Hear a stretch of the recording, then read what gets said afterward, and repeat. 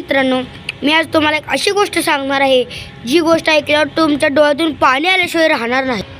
पन्हाळा जिंकला आणि आदिलशहा जिंकला। आदिलशहाने सिद्दी जोहर नावाच्या एका सरदाराला पाठवले। त्याने पन्हाळ्याला चौफेर वेढा घातला। शिवरायांना वाटले की पावसाच्या काळात सिद्दी निघून जाईल, त्याने तो वेढा कमी करेल, पण तसे न होता त्याने वेढा अधिकच कडक केला। 1 वर्ष गेले, 2 वर्ष गेले, 3 वर्ष गेले, पण सिद्दी जायचे नावच नाही। एके दिवशी शिवरायांचा एक मावळा शिवकाशीत शिवरायांकडे जातो आणि एक युक्ती सांगतो। राजे, मला एक युक्ती सुचली आहे। काय सुचली आहे? महाराज म्हणाले, जर मी तुमच्या वेशात सिद्दी जोहरकडे गेलो आणि तुम्ही अवघड वाटेतून जर विशाळगड गाठलं तर? अहो, पण शिवाय तुमच्या जीवाला धोका असू शकतो। राजा, मला माहिती आहे, मी एकदा गेलो की परत येणार नाही।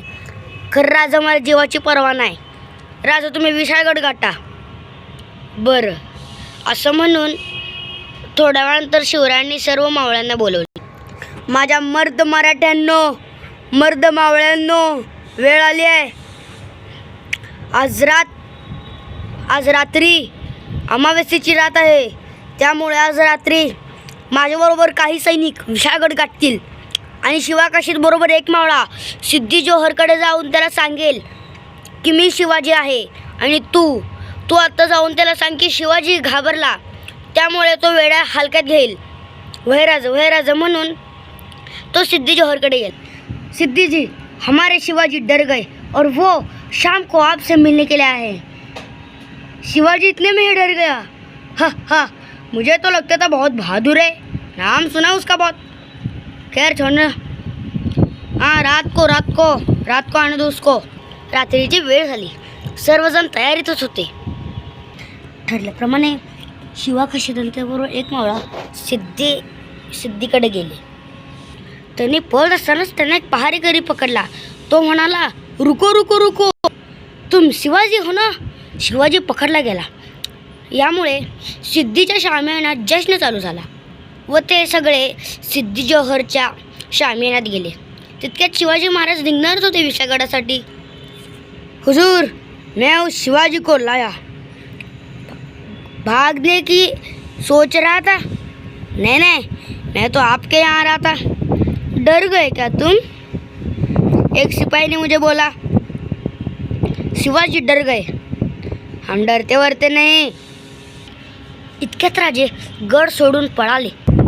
ते सर्वजण पळत घोडखिंडीत आले। शिवाकाशीतला व सर्वांना माहीत होते की शिवाकाशीतचे खरे एकदा न एकदा खरे येणार। तुम सच में शिवाजी हो? हाँ, मैं सच में शिवाजी हूँ। तुम इतनी चुप क्यों हो? मतलब तुम शिवाजी नहीं हो? मैं तुम्हें मार दूंगा। मैं नहीं डरता, किससे मार दो जो करना है। म्हणून शिवाकाशीत इतिहासात अमर झाला। इतक्यात सिद्धी ओरडला, दगा हुआ है हमारे साथ। ये नकली शिवाजी इधर है तो असली शिवाजी भाग गया। दगा। गोंधळाचा आवाज ऐकून बाजींनी पाठी बघितलं तर काही शत्रू। ते शिवरायांकडे गेले आणि म्हणाले, राज, शत्रू पाठी आहे घोडखिंडीत। या खिंडीमध्ये मी शत्रूंना थांबवतो, तुम्ही विशाळगड गाठा। राज, मला काही सैनिक द्या आणि तुम्ही काही सैनिक घेऊन विशाळगड गाठा। अहो, पण बाजी, नाही राज, काय पण होऊ दे, खरं मी या घोडखिंडीतच राहणार। या घोडखिंडीच्या तोंडाशी मी उभा राहणार। जोपर्यंत शत्रू मारत नाही तोपर्यंत मी सोडणार नाही। आणि राजा, हे युद्ध नाही आहे, मी फक्त त्यांना रोखून धरणार आहे। तुम्ही विशाळगडावर गेल्यावर तोफाच्या 3 आवाज करा। राजे निघाले। बाजीप्रभूंनी त्यांच्या पाठमूर्तीला शेवट मुजरा केला। बाजी खिंडीच्या तोंडाशी उभारून सूचना देत होते, अरे माझ्या मर्द मराठ्यांनो, माझ्या मर्द मावळ्यांनो, होऊ दे। तुम्ही काही ठिकाणी लपा। आजूबाजूला दगड डोंगर आहेत, दगड गोटे जे काही मिळेल ते घ्या आणि शत्रू खिंडीत आला की तिच्या डोक्यावर हाणा। दगडगोटे घेऊन शत्रूची डोके फोडण्यात मावळे पटत होते। शत्रू आला तितक्यात बाजी ओरडला, हाणा, मारा, डोकी फोडा शत्रूची, हाणा, मारा। पहिली तुकडी घायल झाली. शत्रू येत राहिले. दगडगोटे तरी किती, असंख्य तर दगडगोटे नसणार, त्यामुळे दगडगोटे संपून गेले. पण जेवढे होते तेवढ्याने मराठे लढाई करू लागले. इतक्यात शिवरायांना विशाळगडाचा पाया 2 तासावर होता. लढाई सुरू झाली. शिवरायांना विशाळगडाचा पायथा दिसत होता.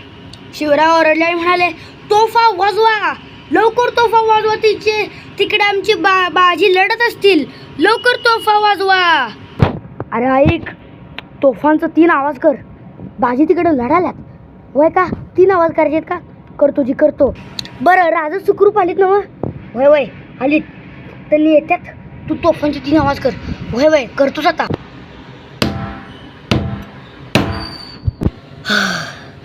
तोफांचे 3 आवाज झाले. राजा शेवट मुजरा, आता मी सुखरूप मरतो. असं म्हणून बाजी धारातीर्थी पडली. ना पाऊस पडत होता त्या ठिकाणी. तेवढ्यात ही बातमी शिवरायांना समजली. विशाळगडावर, राज एक खबर घेऊन आलोया. काय झालं? राज बाजी प्रभू धारातीर्थी पडले. राज काय? बाजी प्रभू धारातीर्थी पडले? हे कसं होऊ शकतं? वय राज, आत्ताच बघून आलोया. हे काय झालं बाजी प्रभू? तुम्ही काय करून घेतलं? मावळ्यांच्या रक्ताने ती घोडखिंड पावन झाली, म्हणूनच आज तिला पावनखिंड या नावाने कोल्हापुरात प्रसिद्ध आहे.